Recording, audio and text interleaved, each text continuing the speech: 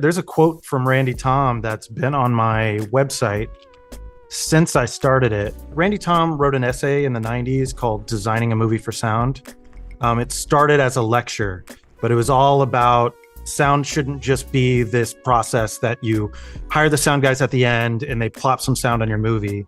You should be thinking about it in pre-production. Like even when you're writing the film, you should be thinking about sound. So Randy Tom wrote this incredible essay that I've been sending to all the directors that I work with and everybody that I know.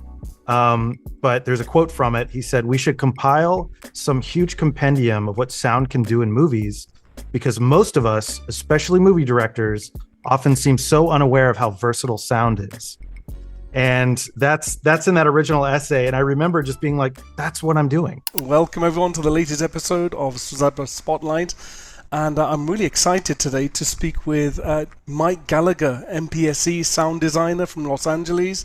Now, I've been following Mike's fantastic videos, Instagram reels, where he interviews some of the legends of sound design.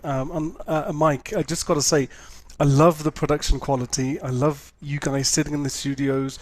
Your studio in LA looks just fabulous, like some sort of Aladdin's cave. It's just wonderful. But Mike, please go ahead, introduce yourself, tell us what you do.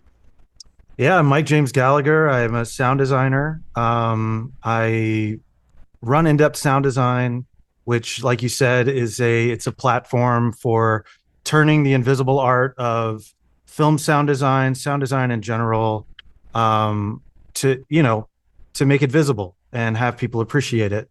So yeah, I've got the platform kind of running on Instagram. That's where we've been chatting. And it's evolved over the years, and I guess we can talk about that. But yeah, I'm a working sound designer. I work in film and television, and I get the pleasure to talk to people like Mark Mangini and Richard King and Johnny Byrne and all these people, for my platform. That's fantastic. And just tell us a bit about your sort of story. How did you get into sound design? How did you end up working in TV and film? I think like most sound designers, I started with music. So when I was younger, I was really into, and still am really, into Nine Inch Nails.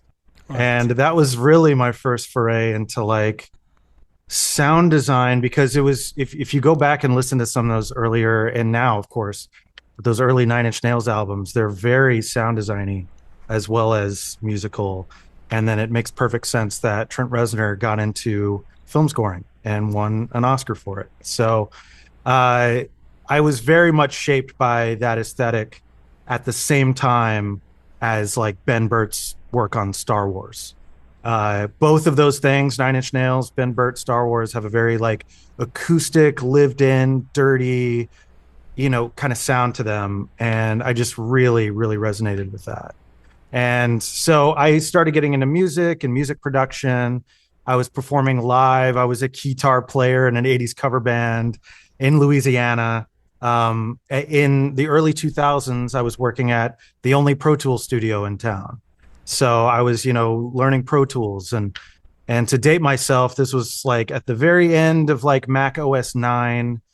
I remember Pro Tools 5.1 came out the year that I started, and that was the first time you could do surround sound in Pro Tools. And because it would have been Pro Tools 6, but they named it 5.1 just to sound like surround sound, 5.1 channels. But I got into that. I started veering more into really enjoying doing sound for picture. Around the time that Final Cut Pro was getting popular with Apple, I started editing videos and doing my own sound design and things like that. I ended up leaving Louisiana and going to New York, living there for a year, and then moving to LA. But the jobs that I was getting in New York and LA were all picture jobs. I actually started out as an assistant picture editor, and then worked at Fox Studios as a media manager. Then I became a head of post-production at a media facility. So there was actually like an 8 or 10 year period where I was just doing picture workflow and post-production, things like that. And then 2018 comes around, and I can't deny where I came from, the sound design world. And I started INDEPTH Sound Design, and the same year I went full-time sound designer. So that's, yeah, that kind of brings us up to the last 8 years or so. That's really interesting. And how did you find the transition between going from video editing to sound design? Is that something that was helpful, or did you find it? Did you have to unlearn various things? Just describe that to us. It was actually the other way around. Sound design helped my video editing. I don't know if you mentioned how did video editing inform sound design, Hmm. but actually the best thing that could have happened was studying sound and then getting into video. And it's so interesting when you're in the video world, so many people, and this is what I'm trying to kind of fix with in-depth sound design, so many people are not aware of what sound can do and what sound does, like things that they've already experienced in the cinema and television, what sound is doing to them, and they just have no idea. So I was bringing the art of sound into the video world. And honestly, a lot of people, like, I feel like the reason I kind of moved up the ranks pretty quickly was because people kept having sound issues and we're like, oh, you go grab Mike. He's a sound expert, you know? And so they'd bring me in and I'd fix the problem and they would be like amazed. So I think it was the other way around. I really think being a sound person and getting into video was the move. And then going back was even better because honestly, the scrappy world of doing video, where a lot of the times, you know, I was doing YouTube content and thing. YouTube was exploding in the time that I started when that I moved away from Louisiana. So when I started getting into that world, um, people were very scrappy and we're not paying for sound designers or mixers. So I got to cut my teeth on tons and tons of content with very fast turnovers. So really, I can't think of a better way to have kind of traversed my career than to go from sound to video and then back to sound. Wow. You referred to Nine Inch Nails previously. I just recalled on the credits of Tron Ares. Yeah. They did a fabulous soundtrack, and I think Daft Punk did the first one. Yep. That's right. But yes, it's an incredible soundtrack and audio visually stunning film. Um, let's talk about in-depth sound design. I'm hooked on your channel, and I always love you just break into some interesting, captivating scene, which always sounds incredible. I think, yeah, that sounds really cool.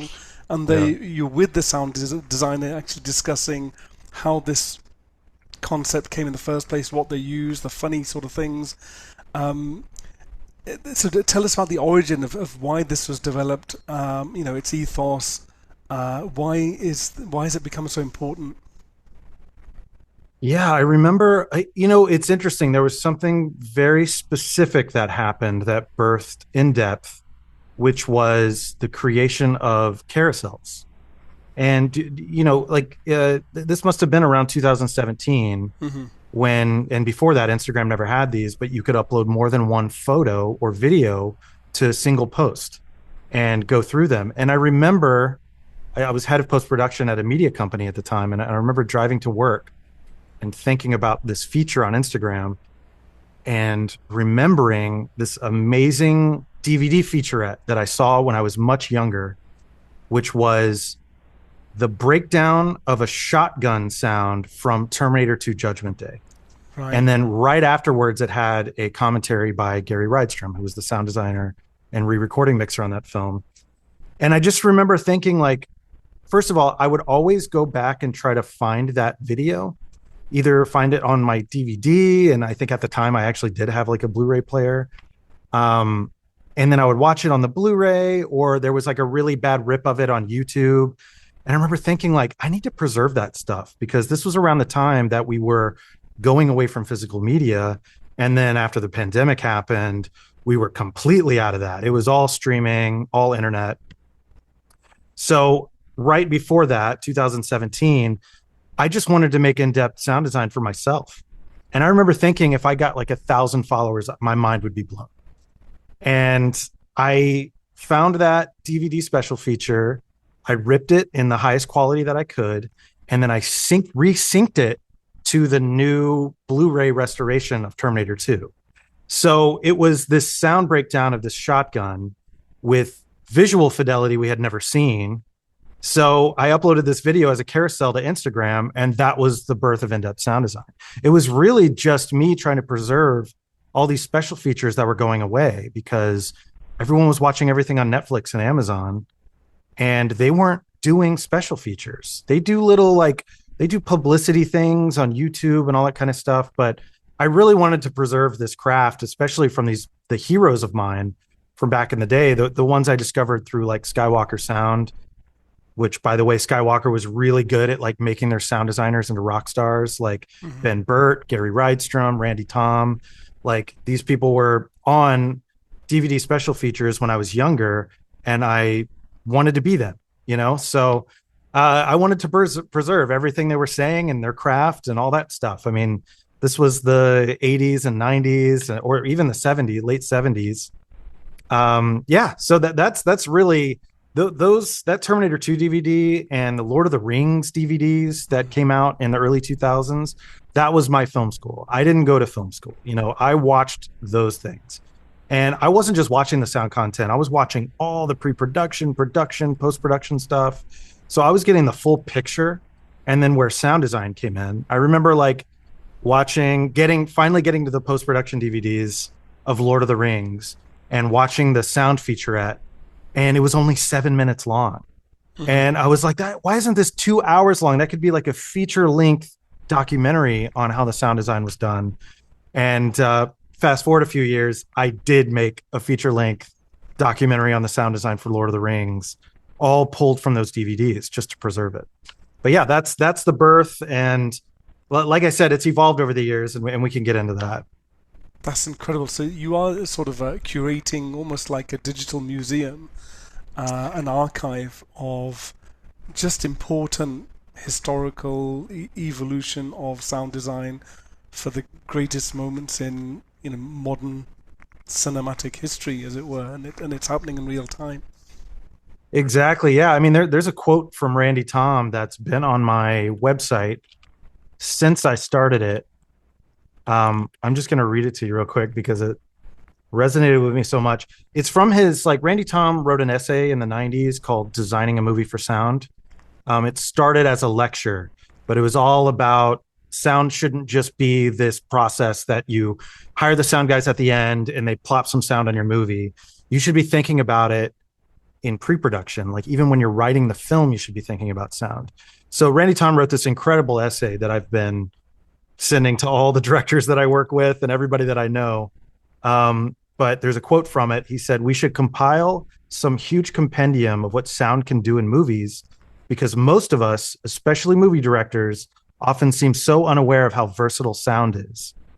And that's in that original essay. And I remember just being like, that's what I'm doing.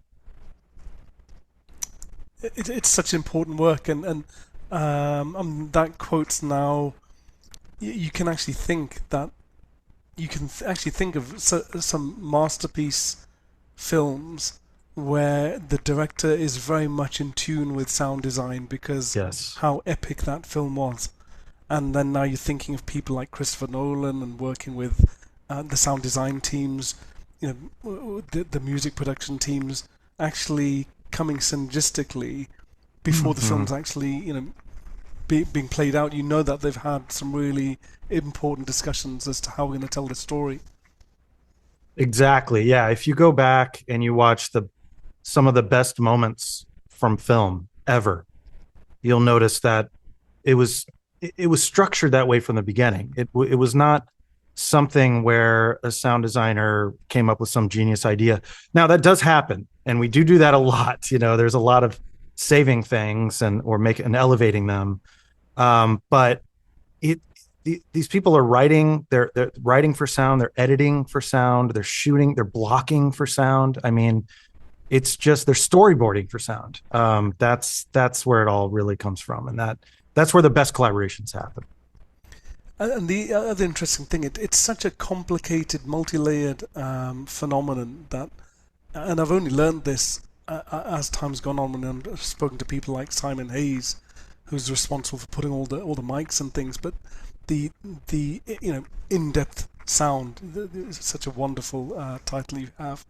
Right. Just the how meticulous people get as to how mics are placed, how boom operators need to do their job carefully. There's so many interesting things that cannot make or break a fantastic audio track, but certain things that can enhance that are only done through experience and experiment.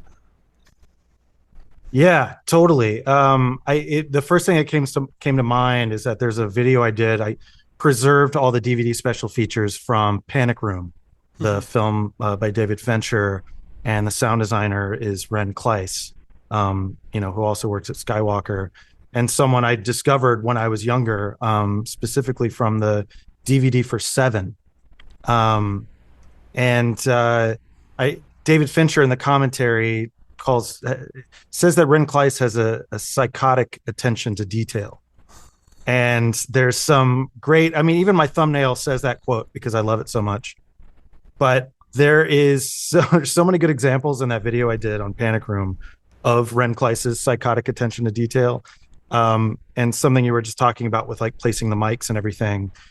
Ren Kleiss had access to the set where they did Panic Room, and they would record sounds that they knew were in the script and knew that were being filmed. They would record them on set at the same mic distances so that they could just put these sounds in the film and they would just fit, and you'd get all that for free. And I love these old school techniques. We can get into some of that too, but a lot of times there's so many new plugins, there's so much new technology and everything, and I always go back to these old techniques, and they sound very simple, straightforward, whatever, but they always give the best results. Now, in terms of you've mentioned technology, and obviously with AI and things moving so fast, I guess from a layman's point of view, one would ask, you've got so many great sounds which have been recorded through history. Now that you can digitize it and you can have all of these sound effects, so you can come up with feet tapping or stilettos walking or wind blowing through trees or wind blowing through reeds, and you've got a whole library of sound effects.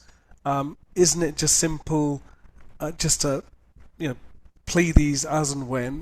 Why do we still need to go out there and do things like what Watson Wu does and sit there pulling triggers on guns and with a mic? Do we still need that? Can't we just rely on this archive of sound and technology? So I am in a interesting generation. So when I talk to Mark Mangini about this, he comes from a time when you couldn't just call up a million freshly recorded sounds, boutique libraries, all these things that exist, like all these very specific things. So when you talk to someone like him, he's very much in that world of just like, I'm just always recording fresh sounds. It's what he's always done. And I'm in the generation where I've kind of come into this world where all these sound effects were already there. I bought Mark Mangini's library of sounds and I use them today. Um, I also am in a world of shrinking budgets. I Hmm. don't have a year like Mark has had on some films, or Ben Burt had on the original Star Wars and things like that. I don't have a year to go collect a bunch of sounds, and directors, producers, they all know that all these sounds are already on our hard drives. I still, just like I said, with that kind of old technique of just going to set and recording, the basketball in Panic Room, going down the stairway, I still want to go back and record fresh sounds. Uh, Mark actually has a good analogy for that, where, when you're watching your favorite new film, of the past 10 years, it's not full of stock footage, Hmm. of stock video that was just downloaded from a website or whatever. It's all fresh, the cinematographer was paid a lot of money to make these fresh new visuals. So the sound designer should have the same freedom. And I think subconsciously we also know what movies used to sound like, and we want it to sound new and fresh. And also it's just like the Ren Kleiss Panic Room thing. I just recently interviewed Johnny Byrne, for sound designer on Poor Things and The Zone of Interest. And he is really inspiring when it comes to I don't think he uses one single canned sound effect from a library. I think he records everything fresh, and he'll do it tailored to the film. Now, because when you have that philosophy, you can record exactly what you need. Um, Quick tangent. I was just talking to some friends of mine of my generation, and we're talking about cutting sound effects for cars. Mm-hmm. And it's actually more difficult, I feel, to cut sound effects for cars only from a library. And that's funny because that's only the only thing we know, because we usually work on lower budget things. But when you have Richard King and Mark Mangini and these guys working on these, 100 million, $200 million movies, they go out to, a runway on an airport with the Porsche or the Ferrari, and they know what's in the movie and they record exactly what's in the film. And then they drop that into the movie. It's like a lot easier what they're doing compared to what I kind of grew up with sound effects libraries. So I think that's a good example of like when recording fresh sounds and exactly what you need is better just across the board. So yeah, I hope that answers some It, of what you asked. it does, you, and I think you gave the really good analogy right at the beginning that you're not seeing stock footage. This is Yeah. fresh, it's bespoke, and I think that's probably from the viewer's point of view, that's what you want. You want something that's fresh and visceral, and this is a brand new experience for me. And so I get exactly what you're saying. Um, One question I had, so you mentioned that the cinematographers, as an example, are paid a lot of money to do what they do, and some sound design teams. And let's talk about sound production. Um, it can be extremely expensive, and my gripe when people are watching movies on an airplane or on their iPhone or Yeah. iPad or television without a sound bar, at the very least, is there's been a huge amount of money poured into this film. There's been multiple extremely talented people who've been like you, who've been working years in this with God-given talent and amazing hearing and everything, putting their heart, blood, sweat, and tears into these productions. The least you can do is celebrate what they've done by being Yeah, able to yeah. listen to it properly. Yeah. I mean, So it's funny. It's funny when you say that, just because I'm guilty of watching films on on airplanes as well. And I always feel funny about it, but because I'm feeling exactly what you're it's okay. talking about. You can admit it. It's okay. Yeah, yeah, yeah, yeah. I think it I mean, it's depends on the film. It depends on the film. yeah, it does depend on the film. But I will say it is nice though, because like the new AirPods are not terrible. Hmm. So at least like some of the technology is catching up so that we can do that. But yeah, there's nothing beats moving air. You want to feel that room, moving with you. And I guess you only realize it once you watch the same sort of content on a proper audio system. So even the people talk about, they'll go to the movie theater. That's cinematic. I watch it for movies. In Hmm. fact, a lot of the TV shows now, there's so many to mention. Whether you want to talk about The Boys or Pluribus or Stranger Things or any of these huge production TV shows, the sound Yeah. design's incredible and they're very, very cinematic. They use Oh exactly yeah. the same sort of techniques, and they'll approach people from Skywalker Sound Hmm. um, to give us a really cinematic experience if you've got the equipment. And I think it's almost if you've got the equipment, you can uh, will allow you to celebrate because you've gone the extra mile, and now you can really have the complete experience, a complete immersive experience. Oh, totally, totally. Yeah. No, it's funny. I unfortunately I live in a loft downtown, so I can't actually have a full blown home theater here. But I do have a good friend of mine that has an Atmos home theater, and we watch a ton of movies in it. And funny enough, I think like a week before I met Mark Mangini for the first time, I watched Blade Runner 2049 in my friend's Oh, home theater, and that was such an incredible, memorable experience. And of course, that's one of the first things I mentioned to Mark, was how I just watched it in my friend's Atmos theater. Um, Mark's an incredible man. He's absolutely hilarious, and we can talk about him till the cows come home. Yeah. Um, I mean, I do a the live show with him now. I'm sure. Are you aware of that? That I do this a live show with Mark? So I think I've seen you on recently on stage with Mark, and then you Yeah. invite other sound design teams. So yeah, Yeah. tell us more about that. So how people can tune in and where they can come and watch you live. Sure. Yeah. That's been an interesting evolution of in-depth sound design, which is it's funny. So one of the main comments that we get under like videos of me and Mark is where's the full video?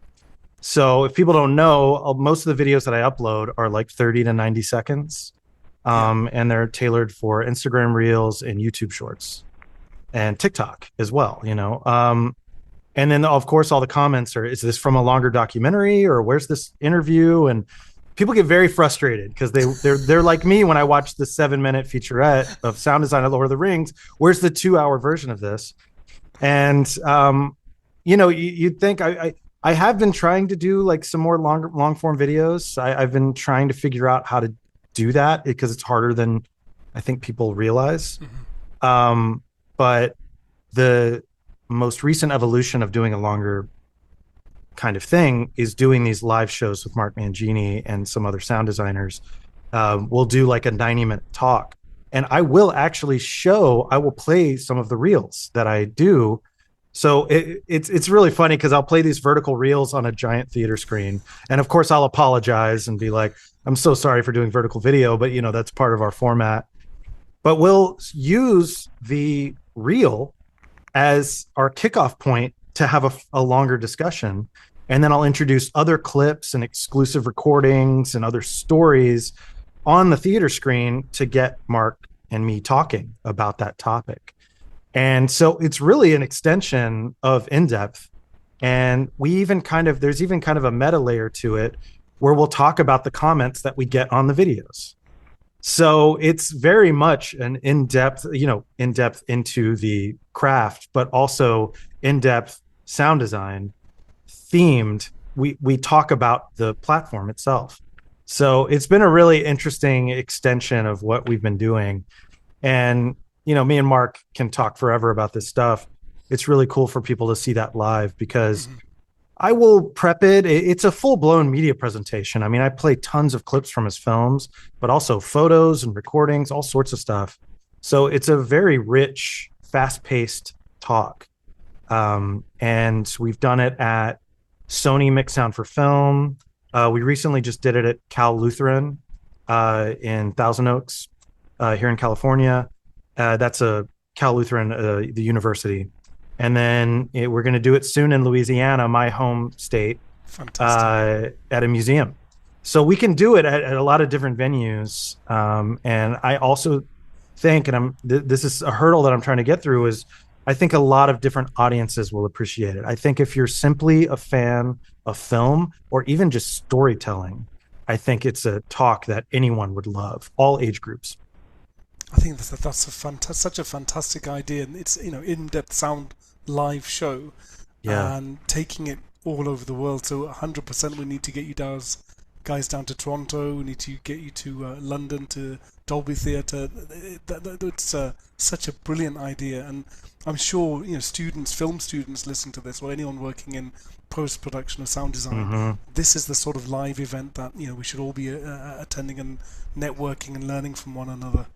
Exactly. No, I agree. And I think people come into it not really knowing what they're going to see, and they come out of it just like, wow. Mark has such a unique career. And I think you really, really realize that once you come out of it. I surprise him a lot during there's a lot of like reaction stuff. So even though I prep it, I will play things for Mark. I have like gotten permission to like do these things with him, but he'll forget. I'll talk to him about a million things. He'll forget exactly what I mentioned to him. So a lot of what I'm doing in the presentation is actually a huge surprise to Mark. Mhm. So I think that's fun for the audience to watch as well. Oh, yes, excellent. And talking about surprises, I mean, you've interviewed some great legends, and can you sort of remember some of the moments where you were surprised by something, or any particularly memorable moments that sort of blew you away at that moment in time as they revealed sort of an industry secret? Anything along those lines you can share with us? Yeah, I mean, I think the great thing is that if you watch the videos, that's where I've been surprised the most. I can think of one interesting thing where I had an off-camera conversation with Mark Mangini, that I've brought. It's been a huge pillar of my career and craft and kind of the way I'm moving forward. It's okay. So it's interesting. So there's a video where that's on the Foley for Blade Runner 2049. It's the Sapper Morton scene near the beginning of the film, and he's just simply kind of walking through his house. It's a good example of like kind of like not a loud scene, but it's incredibly immersive. And there's also no music. But he's walking through the house and he's not taking big steps or anything, but he's this giant man, it's Dave Bautista, this huge guy, but you can hear the way the entire room is resonating, and you can hear the plates in the cabinets and the silverware in the drawers every time he takes a step. And it's completely immersive. The reverb, it's all in Atmos, and it's just surrounding you. And it's just this quiet, amazing moment. It's just stuck in my mind. And when I talked to Mark about it, you can see us talk about it on camera, but there's a separate conversation I had with him about when he works with his Foley team, he has to specifically ask them to make it dirtier than normal, more acoustic than normal. The way Mark puts it, he says he hates dry ass Foley. And that forever sticks with me, because I do think that maybe a lot of beginning sound designers, beginner supervisors, they'll send the film to Foley and then they'll get it back and that's it. But I love how Mark has a conversation with them and lets them know that there's stuff that he wants them to do that might go against things that they've learned, like recording things in extreme pristine fidelity, super close mic, everything. I find a lot of that stuff doesn't drop in the film perfectly. You're fighting a lot of the tippy tappiness of Foley when it comes back. You're adding reverb, you're adding digital reverb to it. There's a resonance and there's an acoustic quality to Foley that's recorded like that you just can't get later on in the process. So that was a massive surprise to me. And I have brought that talk that was off camera. I don't have a video of it because it was me and Mark talking between takes or before, I forget.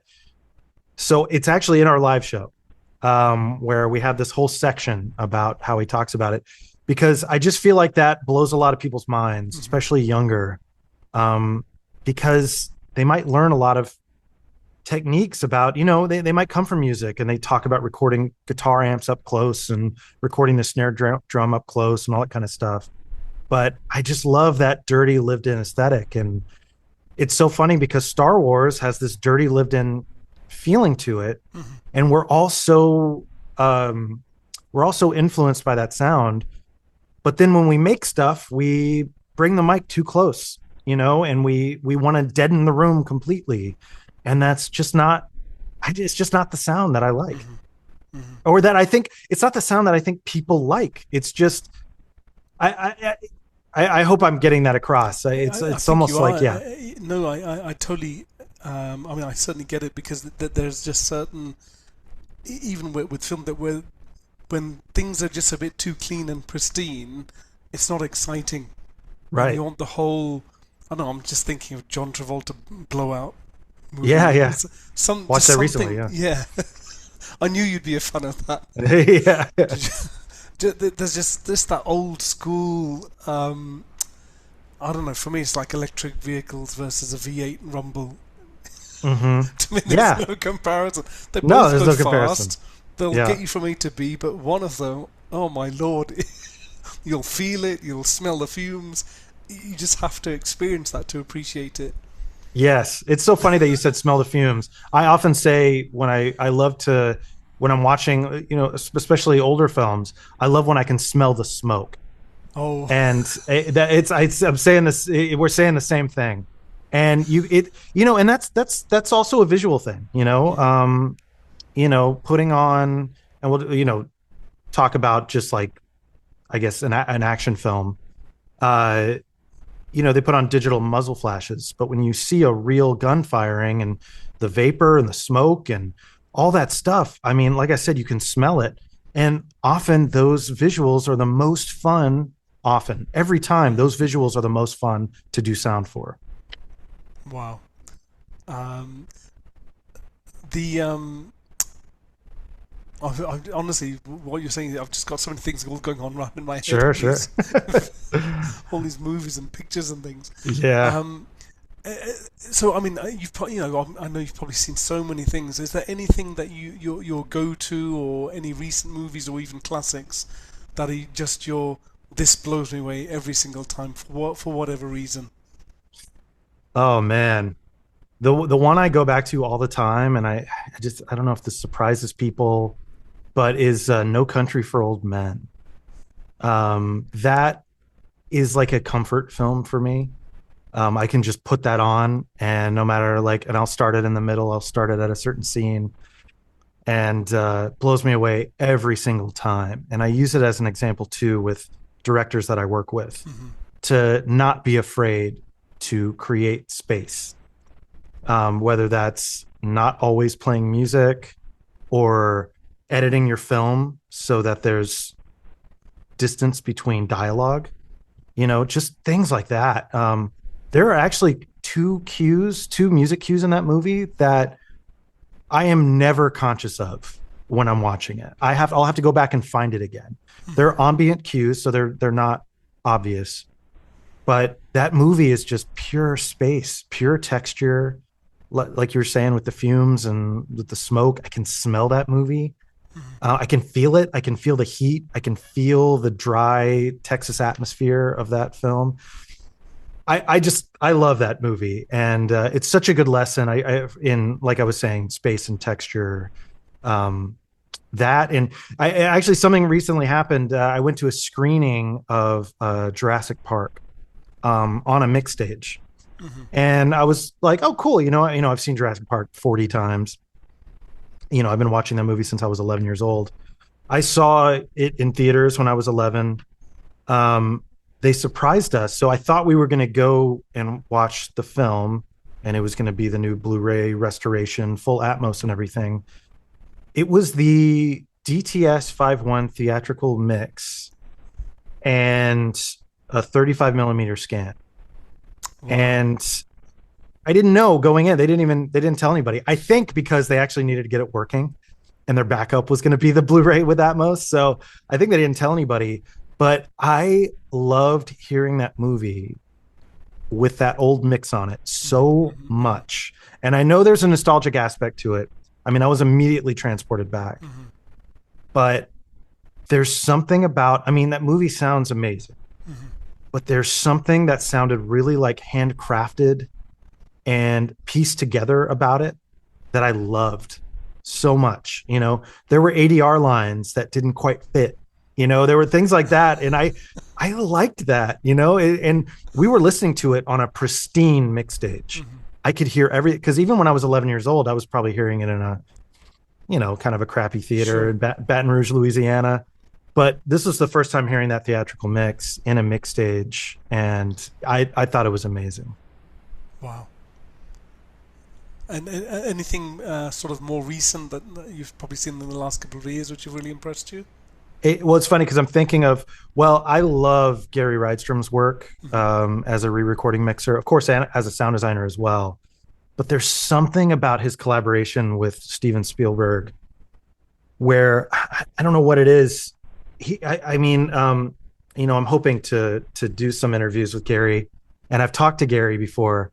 Um, but there's something about their collaboration where it's just pure trust, and Spielberg just lets Gary and Andy Nelson, who's the dialogue and music mixer, and Gary mixes the sound effects, where their mixes just, they have incredible mix focus. And I think it's, and I find this too when I'm working with new directors and things like that. They, I think a lot of directors feel very secure just putting music on everything. And Right. it just makes, I think they get a little insecure about the space. Um, so Ready Player One, Hmm. there is this amazing race scene near the beginning of the movie that has no music, very little dialogue. It's all sound effects. It's the most insane visuals you've ever seen.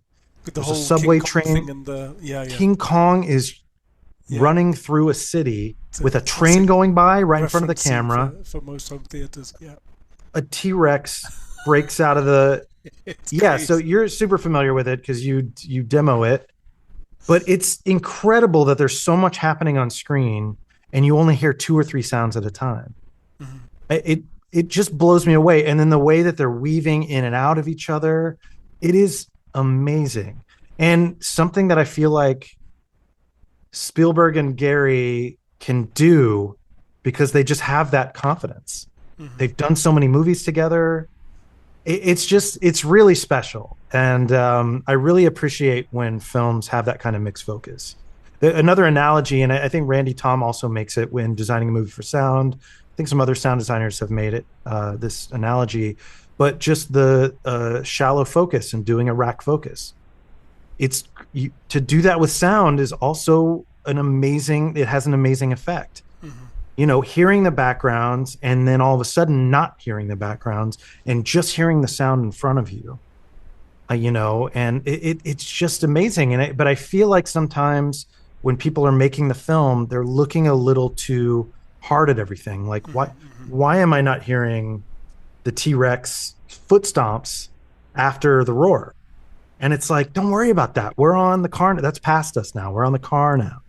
You know, we're on the coins and stuff that the character in Ready Player One is collecting. Hmm. So yeah, I just think that that's a huge thing that that people need to gain confidence to do. And once they realize, they realize they can do that, it's a superpower. I think some of the examples you gave are fantastic, and it's almost retraining the audience that if you're making a film that's realistic, especially films science fiction or fantasy or whatever, where these things don't actually exist, and we're convincing you that this is real, Mm-hmm. or as real as it can be, it's actually retraining you in a real life situation when you were there. This is what it would sound like, and you're absolutely right. That thing's in the distance. You're not going to hear that anymore. You're going to hear Yeah, exactly what's in front of you with the person next to you in the vehicle. That's what you're going to hear, right. rather than the whole thrills and spills just for the sake of it. Um, Well, that's what your the, brain's already doing. Your brain's already shutting. When you're having a conversation in a loud bar, you're not hearing everything around you. You're just hearing that voice coming right at you. So we're kind of just doing what your brain would be doing anyway. and there's also the whole thing of artistic license. Yes, if you're in a nightclub with John Wick, you may not hear the guns. You're probably just dancing. You don't know what's going on. But for Yeah. the sake of telling the story, forget the music. There's a thump, but watch this crazy action scene. Yeah, And yeah, it's yeah, so yeah. interesting that you use sound to actually change the story and tell the story for another purpose. Um, Yeah. I can give you another in-depth sound design example of that. You know, it's funny. I have so many good examples from videos that I've created that I just feel like I need to create some kind of curriculum based on that, because I've got so many good examples preserved. But there's I have the Social Network directed by David Fincher, Ren mhm, Kleiss, sound designer. Um, they're talking about, they keep going to these new locations at Harvard, and Harvard is a bustling campus.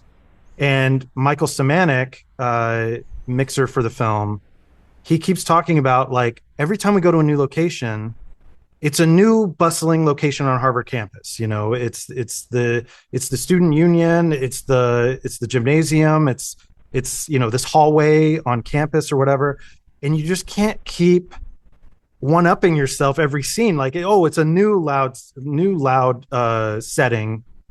Oh, it's another new loud set. Oh God, it's another one. You just what are you going to do? Just keep turning the volume up? So what he does for every scene is he starts it out very loud, and then as the scene goes, everything starts going away. And you just start hearing the dialogue and just the effects that you need to be hearing. That way, when you cut to that new loud location, he can bring it all back up again. And so that's another good example of doing that, but over a long period of time. So I just wanted to throw that example out there. That's fantastic. No, I think you should. For any, as I said, anyone who's watching who's interested in sound design, they need to subscribe to your Instagram thread and TikTok, and just keep watching these videos because there's so many extraordinary snippets, not just for a bit of fun and excitement, but also Yeah. from an academic and learning perspective. You're evolving. You're interviewing the living legends of sound that have been doing this for decades, and Yeah. we can all learn something from that. So it's incredible. Um, one thing I watched recently, uh, some people when they talk about sound design, they often think about, oh, it's just special effect, or it's for action movies, explosions, volcanoes, blah blah blah. But Mm-hmm. the great example you gave of the in Blade Runner 2449 of the Foley, it's little things like I watched Devil Wears Prada 2. My wife wanted to go. We went along to watch Mm-hmm. it. I loved it. Absolutely loved the film. And I was thinking, what is it about this film? It's just very filmic, and the sound design is excellent. And that really helped me enjoy something that probably isn't my usual cup of tea, but I thoroughly enjoyed it because all of those elements came in together. And when you think that, especially the Foley, you just don't realize how many layers go into sort of a film like that. Um, and I said to me that it was just another example of it's not always about the special effects and explosions and things. It's about the detail and the difference between silence and dynamism of sound within the scene that makes a huge difference. Totally. Yeah. I mean, that's the pure just going back to your what you said about why do we need to record new sounds? The other thing is that sound evolves over time. So if you're doing a new film in New York City, you need to get the way those new cop sirens sound. The everything's always evolving. Just the languages people are speaking in certain areas and over time, and you have to capture all that stuff. And yeah, it'll never be fully replaced by libraries or even AI. We'll always have to be doing new fresh stuff. Fantastic. It's been such a pleasure talking with you. Thank you for taking the time out. Um, and I want to wish you the best in your career. I want you to go out and win more Emmy awards and do what you're doing, interview more incredible people. And for anyone who's interested in going to your live shows, where can they get more information? Well, this okay, very interesting that you mentioned that. So obviously I'm doing one with Mark Mangini in Baton Rouge, Louisiana. I don't know how many people listening to this are going to be able to go to something like that. But I will say that I recently did an in-depth live, which is what I've been calling it, with Randy Tom, who I've Wow. mentioned during this film. I mean, who I've mentioned during this conversation. Uh, and we've kind of struck up a collaboration, and we've been developing together. I was talking about that designing a movie for sound essay. Hmm. So I actually have this book right here, um, where I highlighted. So I read this essay in the early 2000s, and I went through and highlighted it. I remember I was on a plane when I read it. Um, me and him are developing a live masterclass together Wow. of designing a movie for sound. So we're actually going to announce that soon, but we'll be doing that in 2027. So I don't have any details yet or anything, but probably I don't know when this comes out, but I think we're going to do the announcement in early June. Fantastic. Well, So we'll make sure we promo as every that. somebody, go ahead. Yeah, no, we'll make sure that this comes out around the same time to promo that. That'd be fantastic. Sure, yeah. As somebody that was has been a huge fan of Randy and the designing movie for Sound Essay, I am having a blast developing this with him. So it's going to be a new, fresh kind of day long masterclass take on that essay. So I'm really looking forward to that. That's fantastic. So people can book on your master classes, on your in-depth sound live events, and Yeah, hopefully, fingers crossed, a city near you. yeah, Just keep on top of the on the socials, and all the links to follow you are going to be at the bottom of the comment section. great. Mike, And thank if you people so want us much. to, Yes. I apologize. Yeah, you're about to close No, no, out. no. Go ahead. But if people want us to come to their city, find some people around them that are put on events, or the nearest university, anybody that would be interested in hosting us, and we'll talk with them. Well, I'm actually talking to someone in Toronto tomorrow, oh, so yeah. fantastic! Is that the guys from Sound Dog Productions or? No, it's one of the film festivals that's in Toronto, not TIFF, but one of the film festivals there. Yeah, Fantastic. yeah. I think I'll be going to be speaking to Nelson soon about Frankenstein sound design at some point. Oh, amazing, amazing. Yeah. That's gonna be So great. no, I'm in Canada now. I'm near Toronto. First dibs. I'd love to meet you and Mark and attend your live event here in Yes, Toronto. So I'm going to try and organise that with you guys. yeah. We got to figure that out. 100%. Mike, thank you so much. And I just love your basement. So cool. Thank you, thank you, thank you. Hopefully, meet you in person at some point. Wish you all the best, and thank you so much. I really appreciate it. Likewise, this was a great conversation. Thank you so much.